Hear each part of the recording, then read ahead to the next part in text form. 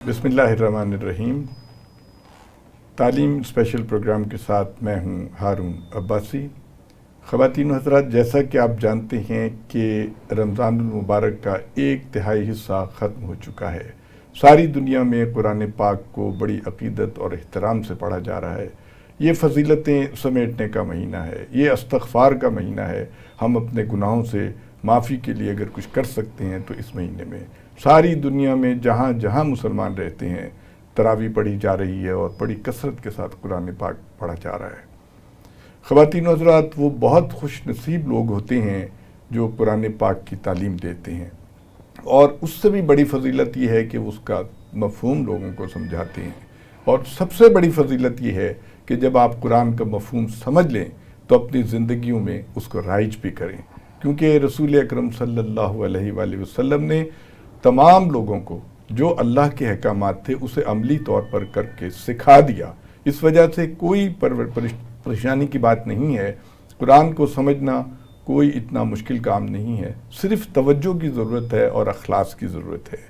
हमारी आज की बड़ी ही मोहतरमा तशरीफ़ लाई हैं, बहुत मुक़द्दस फरीज़ा अंजाम दे रही हैं मोहतरमा समीना सईद साहिबा। समीना सईद साहबा, आपको मैं इस प्रोग्राम में खुश आमदीद कहता हूँ। जज़ाकल्लाह। आप ये फरमाइए कि आप जो कुरान की तालीम दे रही हैं तो किस नौइयत की, आप उन्हें सिर्फ कुरान पढ़ाती हैं या उसके तराजुम वगैरह भी बताती हैं? जी, बिस्मिल्लाहिर्रहमानिर्रहीम। सबसे पहले तो मैं आपकी शुक्रगुज़ार हूँ और स्पेशल टीवी की भी शुक्रगुज़ार हूँ कि आप लोगों ने मुझे मदऊ किया। और जो आपका सवाल है वो इस लिहाज से बहुत अहम है कि इस वक्त माह मुबारक हमारे ऊपर साया फिगन है। तो माह मुबारक में तो ख़ास तौर पर हमारे बहनें जो हैं, हम मुख्तलिफ़ इलाक़ों में मुख्तलिफ़ हलकों के अंदर दौरा कुरान लेते हैं। और दौरा कुरान जो है वो नबी करीम सल्लल्लाहु अलैहि वसल्लम जब माह मुबारक आता था तो जिब्राईल अलैहिस्सलाम को कुरान पाक सुनाते थे। तो उसी से इस चीज़ को अख़ज़ किया गया है।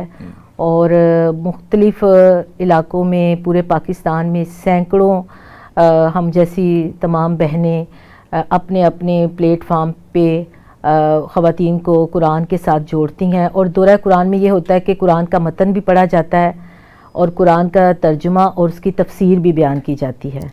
तो इस हवाले से फिर उसके अंदर जो भी आप बात फरमा रहे थे कि जो अमल के लिए असूल हैं वो पढ़ते हुए, कुरान को पढ़ते हुए वो भी अख़ज़ किए जाते हैं और अपना जायज़ा भी लिया जाता है कि हमारी ज़िंदगियों में कौन सी चीज़ों की कमी है, कुरान की किस हदायत की कमी है। और कुरान को अल्लाह ताला ने नूर और रोशनी और हक़ बनाकर भेजा, हदायत बनाकर भेजा। तो उस हवाले से फिर हम अपना जायज़ा भी लेते हैं। और जो उसमें शुरका ख़वातीन होती हैं, नौजवान बच्चियाँ होती हैं, तो वो भी इससे अख़ज़ करती हैं, अपने नोट्स लेती हैं। और कोशिश ये की जाती है कि इस एक महीने की प्रैक्टिस को अगले 11 महीने में भी इसको कायम रखें और जारी रखें। माशाअल्लाह, बड़ी अच्छी बात है। अच्छा, ये फरमाइए, देखिए किसी भी माशरे में माँ का बहुत इम्पोर्टेंट रोल होता है। अब क्योंकि हमारे यहाँ सोशल मीडिया भी आ गया, चैनल्स भी आ गए और बहुत सी चीज़ें आ गई हैं जिसने अमूमी तौर पे लोगों के अखलाकियात पे बहुत असर किया है। और अब वो माएँ जो हैं वो तवज्जो नहीं दे रही हैं अपने बच्चों के ऊपर, चाहे बच्ची हो या बच्चा हो। तो इस्लाम जो उसमें जो बताता है माँ की ज़िम्मेदारी है कुरान की रोशनी में, वो आप फरमाइए कि क्या उनको करना चाहिए। जी, कुरान माँ की ज़िम्मेदारी के हवाले से और एक औरत को जो उसकी मेन ज़िम्मेदारी है, इस्लाम यही बताता है कि वो माँ की हैसियत से अपना क्या किरदार अदा करे। औरत की हैसियत से भी उसकी ज़िम्मेदारियाँ हैं, लेकिन अल्लाह ताला ने उसको माँ की हैसियत से भी जो ज़िम्मेदारियाँ आयद की हैं, एक तो कुरान में जो माँ की ज़िम्मेदारी बताई गई है कि वो ज़ोफ़ उठाकर बच्चे को वो पैदा करती है और फिर उसके बाद उसको दूध पिलाने की जो उसकी ज़िम्मेदारी है उसको पूरा करती है। फिर उसके बाद परवरिश की ज़िम्मेदारी आयद हो जाती है उसके ऊपर। और इस चीज़ से हम अगर इसको हम देखें तो इससे हमें ये अंदाज़ा होता है कि माँ का जो किरदार है वो सिर्फ़ एक ایک بچے کی تربیت نہیں بلکہ وہ ایک پوری نسل کی تربیت کرتی ہے. ماں جو ہوتی ہے وہ نسلوں کی معمار ہوتی ہے, اور ہمیں قرآن پاک میں حضرت موسیٰ علیہ السلام کی ماں ملتی ہیں کہ جن کے دل میں اللہ تعالیٰ نے یہ ڈالا کہ جب فرعون ان کے لڑکوں کو قتل کر رہا تھا تو اللہ تعالیٰ نے حضرت موسیٰ علیہ السلام کی ماں کے دل میں یہ ڈال دیا, یہ وحی کر دیا کہ وہ اپنے بیٹے کو دریا کے ایک ٹوکری میں ڈال کر دریا کے اندر ڈال دے. اور ان کی بہن جو تھی وہ ساتھ ساتھ جا رہی تھی اور وہ دیکھ رہی تھی, اور وہ پھر جب فرعون کے محل میں پہنچے تو حضرت آسیہ کے دل میں ان کے لیے محبت ڈال دی, اور وہ اسی محل میں انہوں نے پرورش پائی. تو دیکھیں یہ جو, اور پھر ہمیں حضرت مریم علیہ السلام جو ہیں وہ ملتی ہیں, ان کا کردار دیکھیں کہ وہ ایک پاک باز عورت تھی اور اللہ تعالیٰ نے ان سے کتنی بڑی ذمہ داری لی نا. تو ان خواتین کو دیکھتے ہوئے ہمیں جو لگتا ہے کہ آج کے دور میں ایک ماں کا جو کردار ہے وہ واقعتاً یہ حقیقت ہے کہ مائیں اپنا وہ کردار ادا نہیں کر رہی. وہ محمد بن قاسم اور صلاح الدین ایوبی پیدا نہیں کر رہی, اور اس کی سب سے بڑی وجہ یہ ہے کہ آج مائیں پریشان ہیں. مائیں کہتی ہیں بچے نافرمان ہیں, ہمارے بچے ہماری بات نہیں مانتے, ہمارے بچے ہمارے کہنے میں نہیں آتے. اب دیکھیں جب ایک ماں اگر اپنے بچے کے رونے پر اس کو قرآن کی لوری نہیں سنا رہی, اگر ماں بچے کو پرورش کے دوران اس کو صحابہ کرام کے اور انبیاء علیہ السلام کی کہانیاں نہیں سنا رہی, تو وہ اس کو موبائل تھما دیتی ہے. بچہ روتا ہے, میں نے دیکھا ہے ماؤں کو, بچہ رو رہا ہے, بچہ کھانا نہیں کھا رہا تو اس کے سامنے کارٹون لگا دیتے ہیں, موبائل اس کو دیا جاتا ہے. جب اتنی چھوٹی عمر میں جو آپ بچے کو سکھا رہے ہیں, بچے کے اندر وہی, یہی تو عمر ہوتی ہے بچوں کی سیکھنے کی, تو وہی چیزیں بچے جو ہیں وہ جذب کرتے ہیں, اور اسی کے اوپر ان کی جو شخصیت کی بنیاد ہے اسی چیز کے اوپر کھڑی ہونا شروع ہو جاتی ہے. اگر وہ مائیں جنہوں نے اپنے بچوں کو قرآن سکھایا, وہ مائیں جنہوں نے ایک امام ابو حنیفہ یا ان کی والدہ کا ملتا ہے کہ وہ اپنے بچے کو جب استاد کے پاس لے کر گئیں کہ اس کو قرآن یاد کرا دیں, حفظ کرا دیں, تو بچہ قرآن پہلے سے اس کو آتا تھا, تو انہوں نے, استاد نے شکایت کی ماں سے, تو ماں نے کہا کہ میں نے تو اس کو یاد نہیں کرایا, ہاں جب یہ میری کوکھ میں تھا تو جب یہ اس کو میں پال رہی تھی تو میں قرآن پڑھتی تھی, تو بچے نے ماں سے وہ قرآن سیکھ لیا. تو اب دیکھیں اگر ہمارے بچوں کے ہاتھ میں قاعدہ نہیں ہے قرآن کا پڑھنے کے لیے, ان کے ہاتھ میں موبائل ہیں, تو پھر ہم خود سوچیں کہ ہم کہاں پہ جا رہے ہیں, اور اسلام کیا تعلیمات دیتا ہے. اسلام نے اگر عورت کو نبی کریم صلی اللہ علیہ وسلم کی آمد سے پہلے جو عرب معاشرے کے حالات تھے, عورت کی جو حیثیت تھی, اسلام نے اس کو اتنا مرتبہ دیا, اسلام نے عورت کو زندہ رہنے کا حق دیا. تو اب پھر عورت کی جو ذمہ داریاں ہیں اللہ تعالیٰ نے وہ بھی واضح کر دی ہیں کہ اس کی ذمہ داریاں, اس کا گھر, اس کا خاندان, اس کے بچے, ان کی تربیت. اور اللہ کے نبی صلی اللہ علیہ وسلم نے اس عورت کو اس عورت کے بارے میں یہ کہا ہے کہ وہ جنت کے جس دروازے سے چاہے گی داخل ہو جائے گی جس کا شوہر اس سے راضی ہوگا. تو ہماری ماؤں کی آپ کے چینل کے ذریعے ان سے اپیل ہے کہ وہ ہم سب اپنی ذمہ داریوں سے آشنا ہوں, اور ہم بچوں کو قرآن کے ساتھ جوڑیں, قرآن کی تعلیمات کے ساتھ جوڑیں. ہاں دنیا کی تعلیم اپنی جگہ اہم ہے, لیکن اس کے ساتھ ساتھ اگر آپ کا بچہ ڈاکٹر بنتا ہے, انجینئر بنتا ہے, تو اس کے ساتھ اگر وہ قرآن کا قاری بھی بنتا ہے, قرآن کو سمجھنے والا بھی بنتا ہے, تو آپ دیکھیں کہ یہ معاشرہ, یہ دنیا ہی جنت بن جائے گی. کیونکہ جو زیادہ مسائل ہیں نا اس وجہ سے ہیں کہ ہم قرآن سے دور ہیں, ہم حق تو مانگتے ہیں لیکن اپنا فرض نہیں سمجھتے. تو ان چیزوں نے ہمیں جو ہے نا, تو ماؤں کو اپنا کردار ادا کرنا پڑے گا اگر وہ چاہتی ہیں کہ ان کی نسلیں جو ہیں وہ اسلام کے مطابق قرآن پڑھنے والی ہوں, تو ان کو ابھی سے, آج سے ہی جو ہماری بچیاں ہیں ان کو ہم اس طرف ضرور لے کر آئیں, کیونکہ انہی بچیوں نے کل کو اگلی نسل کو چلانا ہے. بالکل ٹھیک بات ہے. سمینہ یہ بتائیے کہ پہلا تو انسٹیٹیوشن جو ہوتا ہے وہ ماں کی گود ہوتی ہے, بچہ وہاں سے سب, جیسے آپ نے کہا کہ اگر آپ بچہ رو رہا ہے تو اس کو بجائے آپ کے کوئی ہم سنائیں, نعت سنائیں یا کوئی آپ لوری سنائیں, آپ اس کو کارٹون لگا کے دے کے دیتی ہیں. اس کے بعد دوسری ذمہ داری آتی ہے اساتذہ کے اوپر. ہمارے جو تعلیمی ادارے ہیں اس میں بہت عجیب و غریب کلچر آ گیا ہے. ہم جس کو ماڈرن کلچر کہتے ہیں, یعنی ناچ گانا بھی آ گیا ہے, میوزک بھی آ گیا ہے, سب چیزیں کریں, لیکن دین سے دوری جو ہے وہ ہمارے اساتذہ پہ کس حد تک ذمہ داری عائد ہوتی ہے؟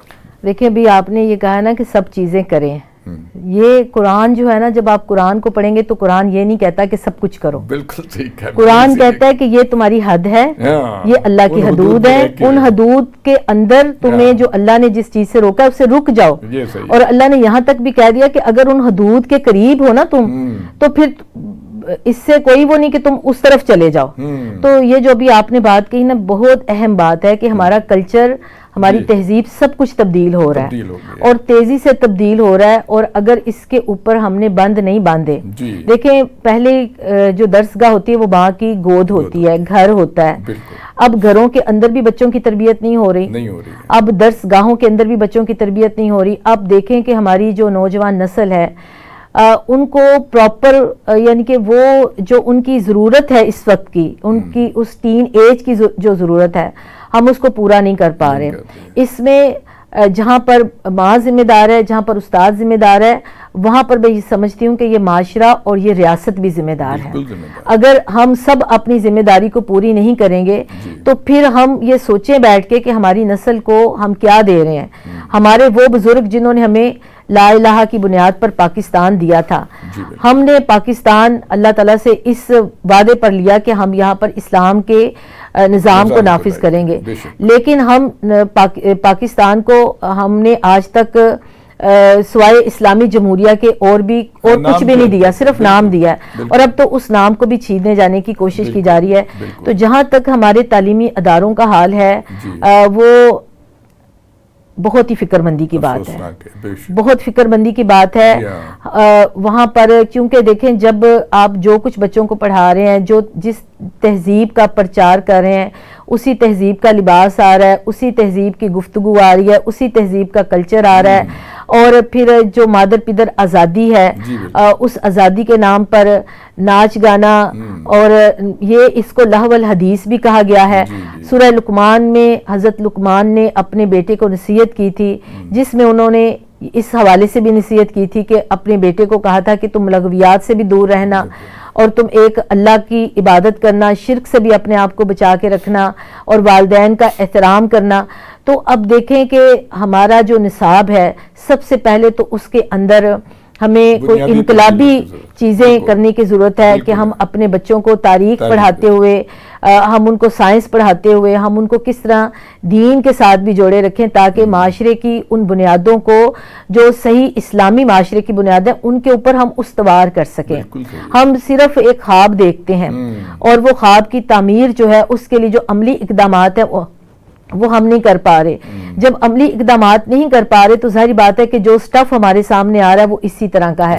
اب استاد بھی دیکھیں اتنے سکینڈلز آئے ہیں، ٹیچرز کے اتنے سکینڈلز آئے ہیں کہ وہ بچیاں جو پڑھنا چاہتی ہیں تعلیمی اداروں میں جہاں پر کو ایجوکیشن ہے، ایک تو یہ سسٹم بھی جو ہے ہمارا، اس کو بھی ٹھیک کرنے کی ضرورت ہے، اور وہاں پر وہ نہیں جا سکتی۔ اور پھر اس کے بعد یہ کہ جو استاد کا ایک مقام اور احترام تھا وہ بھی ختم ہو گیا، اور نبی کریم صلی اللہ علیہ وسلم نے فرمایا کہ میں معلم بنا کر بھیجا گیا ہوں۔ یہ انبیاء علیہ السلام کی وراثت تھی، جو استاد جو تھے وہ وارث انبیاء تھے، لیکن انہوں نے اپنی اس حیثیت کو بھی ختم کیا، اور یہ سب کچھ اسی لیے کہ جو احترام کے رشتے تھے نا، ان کو ہمارے میڈیا نے، ہمارے ڈراموں نے، ہمارے میڈیا نے ان کو بالکل بگاڑ دیا، ان کی شکل بگاڑ دیا، محرم رشتوں کو تباہ کیا گیا، استاد کے رشتے کو خراب کیا گیا۔ اور پھر اس کے بعد یہ جو آپ نے ناچ گانے کی بات کی، یہ کہاں پہ ہوتا تھا؟ تعلیمی اداروں میں اس چیز کی کبھی بھی اجازت نہیں ہوتی تھی، لیکن یہ اجازت دینے والے کون ہیں؟ کون ہیں جو ہماری نسل کو خراب کر رہے ہیں یہ؟ اور پھر اس کے بعد مزاحیہ شاعری کے نام پر جو کچھ ہو رہا ہے، اس میں اتنی یعنی کہ چیزیں، اس طرح کی چیزیں بیان کی جاتی ہیں کہ کوئی شریف النفس انسان وہ سن نہیں سکتا۔ اچھا سمینا، آپ کیونکہ قرآن کو ماشاءاللہ سمجھتی ہیں، پڑھاتی ہیں، ایک بات یہ ہوئی، اب لوگ یہ کہا کرتے ہیں کہ جی جب مسلمانوں کی تعداد بڑھی اور مسلمانوں نے فتوحات کرنی شروع کر دیں اور وہ 52 لاکھ مربع میل پہ قابض ہو گئے اور انہوں نے کر دیا، تو وہ کہتے ہیں کہ جہاں جہاں اسلام پہنچا وہاں پہ کلچر کا جو ہے وہ ثقافتی اثرات اس پہ آئے ہیں، اور ہمارے جو بر صغیر ہے اس میں ہندو کلچر کا بہت زیادہ ایک ہمارے اوپر اثرات ہیں، اور بے شمار شرکیہ باتیں ہو رہی ہیں. آپ قرآن و سنت کی روشنی میں بتائیے کہ قرآن شرک کے بارے میں بار بار اللہ تعالیٰ تنبیہ کرتا ہے، اس پہ آپ ذرا تفصیل سے بتائیے کہ شرک کتنی بڑی اللہ تعالیٰ قرآن کا میں یہ سمجھتی ہوں کہ ہر صورت کے اندر جی ہاں اور بار بار اللہ تعالیٰ یہ کہتا ہے کہ جو تم لوگوں نے جو وہ معبود بنا لیے ہیں، خدا بنا لیے ہیں. کہیں پہ اللہ نفس کو کہتا ہے کہ تم نے اپنا معبود بنا لیا، کہیں پہ اللہ تعالیٰ کہتے ہیں اپنے ہاتھوں سے. اور قرآن میں نا جو سب سے بہترین جو ہمیں حضرت ابراہیم علیہ السلام کا اسوہ ملتا ہے نا کہ وہ یکسو تھے، حنیف تھے، اور وہ بالکل بھی انہوں نے شرک کا، وہ کہتے ہیں کہ ذرا سا بھی ان کے اندر وہ نہیں تھا. اور قرآن نے ان کو یہ کہا کیونکہ ان کی آزمائش یہ تھی کہ وہ بت تراش کے گھر میں پیدا ہوئے تھے، ان کا باپ بت تراش تھا. تو قرآن میں تو جگہ جگہ پر اللہ تعالیٰ، اور شرک ایسا گناہ ہے کہ یہ اللہ معاف نہیں کرے گا. اور شرک ہماری زندگیوں میں ایسے آتا ہے، نبی کریم صلی اللہ علیہ وسلم کی حدیث ہے کہ جس طرح کالی رات میں کالے کپڑے کے اوپر کالی چونٹی چلتی ہوئی نظر نہیں آتی، اس طرح ہماری زندگیوں میں شرک آ جاتا ہے. اور اللہ کی ذات پہ شرک، اللہ کی ذات میں کسی کو شریک بنانا، اللہ کی صفات میں کسی کو شریک بنانا. بیٹے اور بیٹیاں اللہ دیتا ہے لیکن ان کو پیروں فقیروں کے ساتھ منسوب کر دینا. پیروں فقیروں کے نام پر بچوں کو بہت سارے علاقوں میں ایک بچے کے بال نہیں کٹوائے جاتے کہ یہ فلاں پیر کے ہیں تو اس کے پاس جا کر کٹوائیں گے. ان کے آستانوں پر جا کر بکرے ذبح کرنا اور ان کے نام کی دیگیں چڑھانا، اور اب زندہ پیر اور مردہ پیر اور یہ ساری چیزیں. اور لوگوں کو میں سمجھتی ہوں کہ لوگوں کو شعور، یعنی کہ جن لوگوں کو شعور آ جاتا ہے پھر وہ توبہ کرتے ہیں تو وہ بچ بھی جاتے ہیں. لیکن ایک بڑی آبادی ایسی ہے ہمارے درمیان میں کہ جس کو اس چیز کا شعور نہیں ہے، اور وہ یعنی کہ سمجھ بھی رہے ہوتے ہیں، بعض اوقات لوگ سمجھ بھی رہے ہوتے ہیں لیکن وہ پھر ان کے پاس چلے جاتے ہیں. اس طرح کے واقعات بھی سامنے آتے ہیں کہ پیر فقیر نے جھوٹا پیر تھا اور اس نے یہ کیا. ہاں جو اللہ کے نیک بندے ہیں وہ تو انہوں نے تو اللہ کے لیے اور اللہ کی محبت میں سب کچھ کیا. لیکن جو ہم نے ان کو اور پھر اس میں شرک اس صورت میں بھی ہے کہ آپ دنیا کے لیڈروں کو اپنا مان لیں اور ان کے ہر سفید اور سیاہ کے پیچھے چلنا شروع کر دیں. یعنی کہ دنیا میں بھی جو لیڈر ہیں ان کی آپ وہ لیڈر اللہ کے اس کی پرستش شروع کر لیں.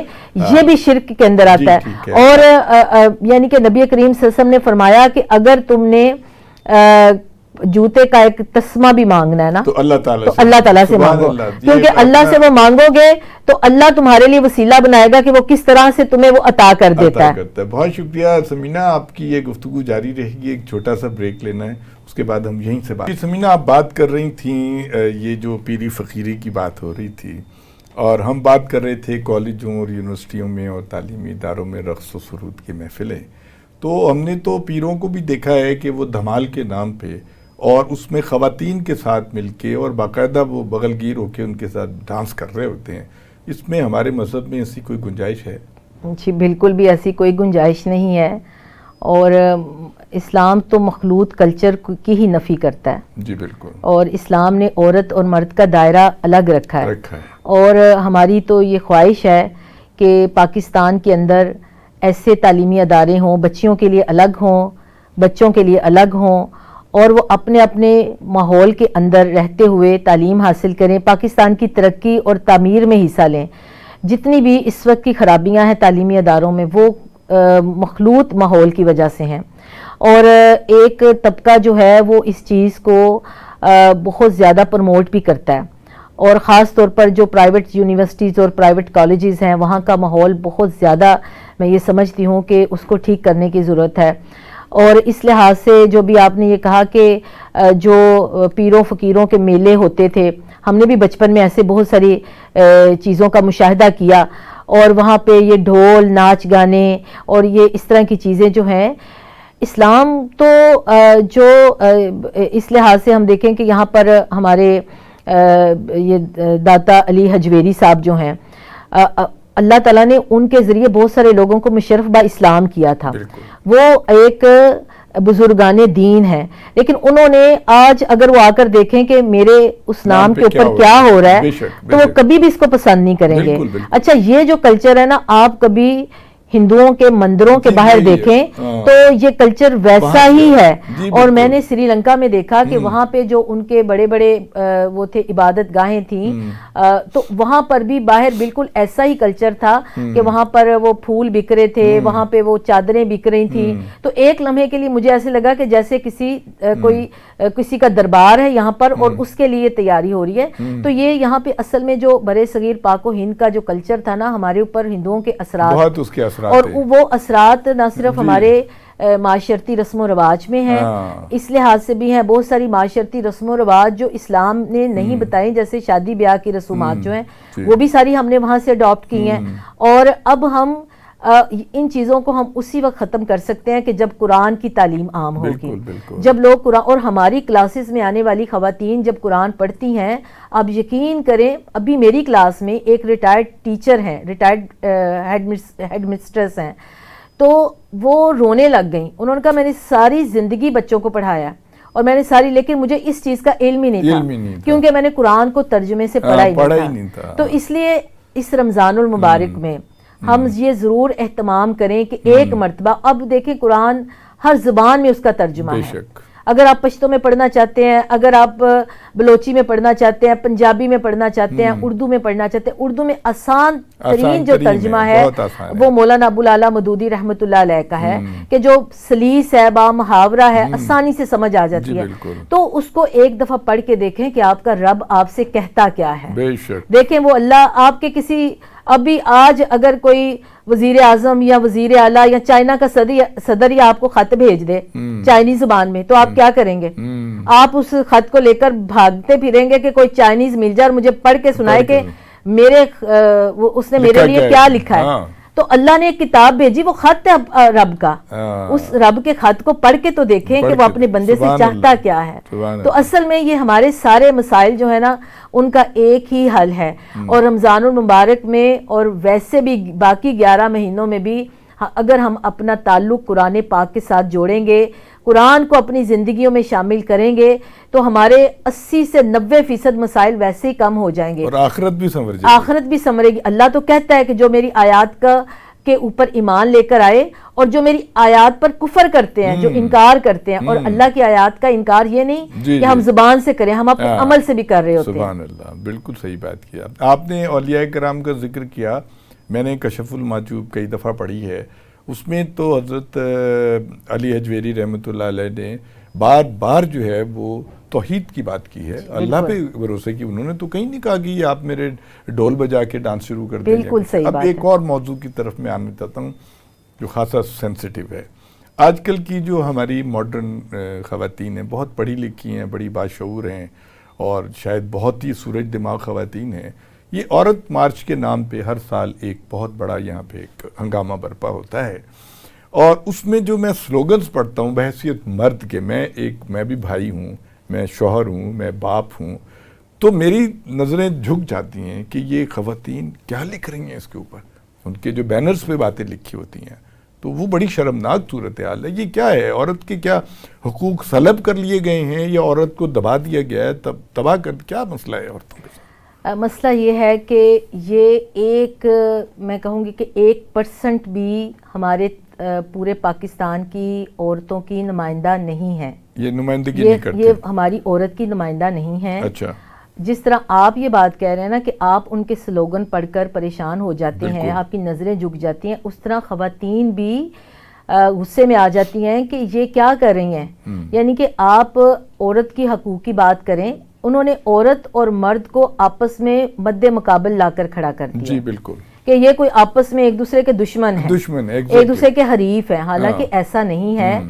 अल्लाह ताला ने कुरान पाक में मर्द और औरत दोनों को बराबरी दी है और अल्लाह ताला ने ये कहा कि तुम में से बेहतरीन वो है जो तकवा वाला है। वाह, वो मर्द भी हो सकता है, वो औरत भी हो सकती है। ठीक है, अब आए इस तरफ कि ये बात ठीक है कि हम भी औरत के हकूक़ की बात करते हैं कि औरत को इस्लाम ने, सबसे पहले तो औरत को इस्लाम ने जिंदा रहने का हक दिया। वो औरत जिसको पैदा होते ही जिंदा जमीन में गाड़ दिया जाता था, نبی کریم صلی اللہ علیہ وسلم نے اس کو زندگی عطا کی, ان کو ان کا قتل بند کروایا.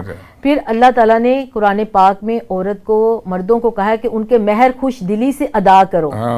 بالکل, ان کے مہر خوش دلی سے ادا کرو. اچھا, پھر ان کو وراثت میں حصہ دو. ٹھیک ہے, یہ تیسرا بڑا حق ہے جو اللہ تعالیٰ نے.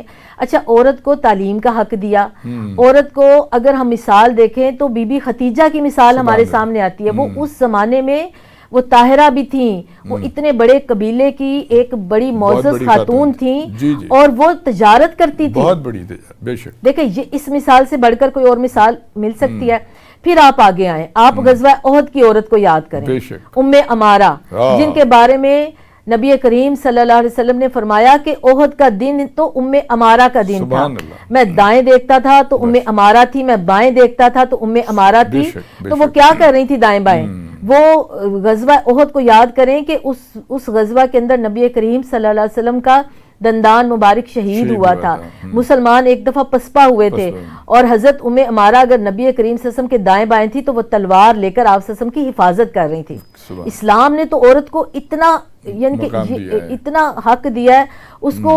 وہ اپنی چادر, چار دیواری, اپنے حجاب, اپنے پردے کے ساتھ ہر میدان عمل میں اپنی صلاحیتوں کا لوہا منوا سکتی ہے. اور جو اسلام نے حقوق دیے ہیں نا, اسلام نے تو حقوق دے دیے, اب اس کی امپلیمنٹ کہاں پہ ہونی ہے؟ امپلیمنٹ تو اس معاشرے میں ہونی ہے, اور وہ معاشرہ جو ہے وہ قرآن کو سمجھتے نہیں ہے, تو وہ کیسے امپلیمنٹ کرے گا؟ معاشرے نے تو پھر وہی ہندوانہ اور جو باپ دادا کے زمانے کی رسم و رواج چل رہے تھے, انہی رسم و رواج کو جو ہے وہ جاری رکھا ہوا ہے. اس لیے وہ عورت کو بیٹی کی شادی کرتے ہیں, اسے جہیز دیتے ہیں, تو کہتے ہیں اب تمہیں باپ کی وراثت میں کچھ نہیں ملے گا. تو اصل چیز تو یہ ہے, اسلام نے تو نہیں یہ کہا کہ اس کو جہیز دو, اسلام نے تو کہا اس کو اس کا وراثت میں حق دو, اور یہ اللہ نے دیا, یہ کسی انسان نے نہیں دیا. تو اصل بات یہ ہے کہ حقوق کی بات کرنے والیوں کو یہ بات کرنی چاہیے کہ وہ بچیوں کو تعلیم کا حق دو. جو ہمارے کروڑوں بچے اسکولوں سے باہر ہیں, ان کو اسکولوں میں کون بھیجے گا؟ ان کے لیے اسکول کا بندوبست کون کرے گا؟ آپ حکومت سے یہ مطالبہ کریں کہ ان بچوں کو اسکول کی جو شکل ہے وہ دکھائیں. اچھا, پھر ہماری جو نوجوان بچے اور بچیاں ہیں, ان کو پڑھنے کے بعد نوکریاں نہیں مل رہی. جی بالکل, وہ در بدر ہیں بیچارے, ان کے لیے کوئی بندوبست کیوں نہیں کرواتے؟ ہاں, عورتوں کو جو پاکستانی معاشرے کے اندر, گھروں کے اندر جو ان کے اوپر تشدد ہوتا ہے, ذہنی تشدد ہوتا ہے, جسمانی تشدد ہوتا ہے, اس کے اوپر ہم بھی اٹھا رہے ہیں. حلقہ خواتین جماعت اسلامی اس پر آواز اٹھا رہے. پھر جو بچیوں کے ساتھ بہیمانہ ظلم ہوتا ہے, وہ اس کے اوپر ہم آواز اٹھا رہے ہیں. تو اصل بات یہ ہے کہ جو اصل حقوق ہیں, لیکن یہ حقوق کی آڑ میں مادر پدر آزادی مانگ رہے ہیں. مادر پدر آزادی جو ہے وہ نہ اسلام دیتا ہے, نہ ہمارا معاشرہ اس کو تسلیم کرتا ہے. ہماری عورتیں, اگر آپ قرآن کو پڑھیں, یقین کریں قرآن کو پڑھنے کے بعد لگتا ہے کہ اسلام نے تو عورت کو گھر کی ملکہ بنا کے رکھا ہے. دیکھیں, اس کا شوہر آتا ہے, جب باپ کے گھر میں ہوتی ہے باپ کیسے کیسے لاڈ اٹھاتا ہے. ٹھیک ہے, جب شوہر کے گھر میں آتی ہے, شوہر بھی اس کے لاڈ اٹھاتا ہے, اپنی تنہا لا کے اس کے ہاتھ میں رکھتا ہے. جب وہ ماں بنتی ہے تو پھر شوہر بھی, بیٹا بھی, سب اس کو آ کر عزت اور احترام دیتے ہیں.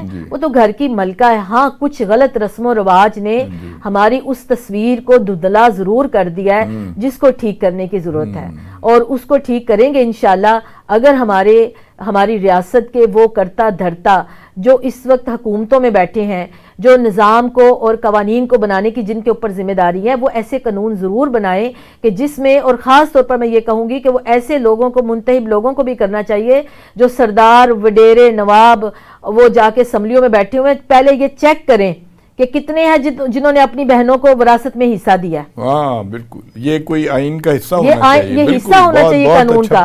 وہ الیکشن کمیشن کو اس طرح کی کوئی شک اس میں شامل کرنی چاہیے کہ جو اپنی بہن کے وراثت کے حصے کو ادا کرے گا, اور وہ کر چکا, وہ کوئی اس کی وہ پیش کرے اور وہ آ کے الیکشن لڑ سکتا ہے. لیکن میں آپ کو یہ بھی بتاؤں کہ پاکستان کے اندر ایک خطہ ایسا ہے, بلوچستان کا خطہ تربت کا. یہ تربت اور یہ جو پوری پٹی ہے نا, یہ عرب سے بہت ملتی ہے.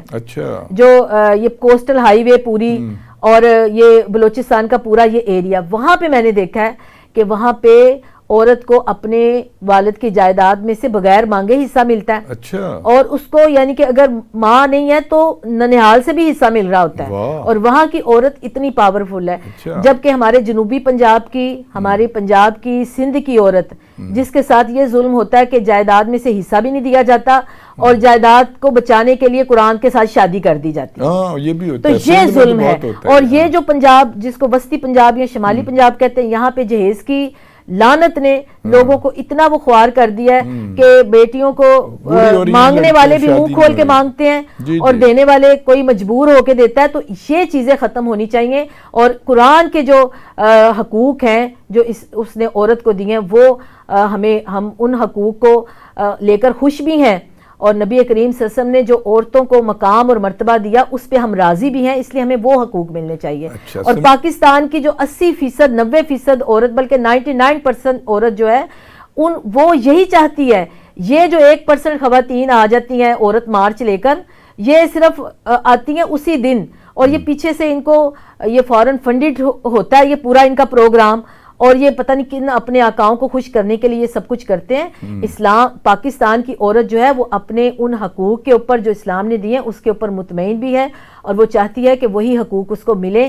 لیکن قانون سازی ہونی چاہیے، طریقہ ہونا چاہیے، لوگوں کو چیک کرنا چاہیے، جہیز کی لعنت کو ختم ہونا چاہیے. عورت کو تحفظ اور اس کی عزت اور وقار کے ساتھ تعلیم، صحت اور اس کی صلاحیتوں کے اظہار کے مواقع اسے ملنے چاہیے. ملازمت کی جگہ پر اس کو اگر وہ کہیں ملازمت کرتی ہے تو وہاں اس کے حقوق تحفظ اس کو ملنا چاہیے. یہ حقوق ہے، اس پہ بات کرنی چاہیے. اچھا سمینہ، یہ بتائیے ایک بات بڑی ضروری بات ہے. میں نے دیکھا ہے کہ درس کی محفلیں بہت ہوتی ہیں، مختلف تنظیمیں بنی ہوئی ہیں جو درس دیتی ہیں. میں ماڈل ٹاؤن میں رہتا ہوں، وہاں ایک بہت بڑی، میں نام نہیں لینا چاہتا، وہ کرتی ہیں. اب میں وہاں دیکھتا ہوں کہ وہاں پہ 10-12 پجارو گاڑیاں کھڑی ہوتی ہیں، لینڈ کروزر کھڑی ہوتی ہیں، بڑی بڑی مہنگی گاڑیاں جس میں وہ خواتین تشریف لاتی ہیں ڈیفنس سے اور ادھر سے. اور میں ان میں سے بیشتر کو یہ بھی جانتا ہوں کہ ان کے میاں جو ہیں ان کی آمدنی حق حلال کی نہیں ہے، سارا حرام کا پیسہ ہے. تو وہ درس جو ہو رہا ہے تو خواتین پہ کوئی اس کا اثر نہیں کہ وہ اپنے شوہر کو کسی طریقے سے سمجھائیں کہ یہ جو لوٹ مار کا بازار آپ نے سجایا ہوا ہے اس سے توبہ طائب ہوں. ایسی آپ بتائیں گی اس سلسلے؟ بالکل، عورت سب کچھ کر سکتی ہے. جی بالکل. عورت کی یہ ذمہ داری ہے کہ وہ اپنے شوہر کی اطاعت تو کرے، لیکن اگر وہ حلال رزق نہیں کما رہا تو اس کو مائل کرے کہ وہ حلال رزق، کیونکہ دیکھیں قرآن حلال اور حرام کی واضح طور پر وہ بتاتا ہے کہ کیا حلال ہے کیا حرام ہے. اور اس لیے تو ہمارے معاشرے میں کوئی تبدیلی نہیں آتی، یہ نہیں آ رہی، کیونکہ اللہ تعالیٰ اس مال کو قبول کرتا ہے، اللہ اس عمل کو قبول کرتا ہے جس کے اندر اخلاص ہوتا ہے. اور قیامت والے دن وزن جو ہے ترازو میں اسی چیز کا ہوگا جو اخلاص والا ہوگا. تو عورت چاہے تو سب کچھ کر سکتی ہے. حضرت علامہ اقبال، ڈاکٹر علامہ اقبال کی والدہ کے بارے میں نے پڑھا تھا کہ ان کے جو والد تھے وہ پتہ نہیں ان کا کیا کام تھا، تو انہوں نے حضرت علامہ اقبال کو دودھ پلانے کے لیے بکری رکھی ہوئی تھی. اچھا. اور وہ اسی بکری کا دودھ انہیں پلاتی تھی اور ان کی کمائی میں سے نہیں کھلاتی تھی. اچھا. اور اس طرح کی مائیں بھی، اس طرح کی عورتیں بھی ہیں. اچھا، پھر اسی طرح اور بھی بہت ساری خواتین کی اس طرح کی مثالیں ملتی ہیں کہ جنہوں نے اپنے شوہروں کو اور اپنے گھر والوں کو جو ہے وہ اس طرف مائل کیا. میری ایک اسٹوڈنٹ تھی، ان کے والد ایک بڑے محکمے میں بڑے افسر تھے. تو اس نے جب قرآن پڑھا اور اس نے جا کر پھر اپنے والد کو سمجھایا اور اس کے والد نے جب توبہ طائب کی تو آپ یقین کریں کہ وہ ان کے گھر میں فاقے آ گئے. اچھا. فاقے ہونا شروع ہو گئے، لیکن وہ اللہ نے ان کو اتنی استقامت دی اور وہ باپ اپنی بیٹی کا اتنا شکر گزار کہ میری بیٹی نے قرآن کی وہ روشنی مجھے دکھائی اور میں نے اس حق کو سمجھا اور میں نے اس سے توبہ کی. تو عورت چاہے تو سب کچھ کر سکتی ہے، بس اللہ ہمارے دلوں کے اندر، قرآن ہمارے خلق سے نیچے اترے گا تو پھر ہمارے عمل میں ڈلے گا. بہت بہت خواتین حضرات، آپ نے سمینہ سعید صاحبہ کی گفتگو سنی، بہت ہی اعلیٰ گفتگو کی اور قرآن کی اور سنت کی روشنی میں آپ نے ہمیں جو بات کی ہے وہ ہم سب کے لیے ہدایت ہے. خواتین کے لیے خاص طور پہ لیے، ہماری بچیوں کے لیے، طالبات کو اس پر خاص توجہ دینی چاہیے کہ وہ ان خرافات سے اپنے آپ کو بچائیں، قرآن کی طرف آئیں. انہوں نے محترمہ نے بالکل صحیح کہا ہے کہ اتنا آسان اور سہل ترجمہ ہمارے پاس موجود ہے، ہم اسے پڑھ کے تو دیکھیں کہ اللہ کیا کہہ رہا ہے، ہم سے کیا چاہتا ہے۔ بہت شکریہ سمینہ، آپ آئیں، آپ کی بہت اچھی گفتگو تھی، مجھے امید ہے کہ ہمارے سامعین اور ناظرین کو بہت پسند آئی ہوگی۔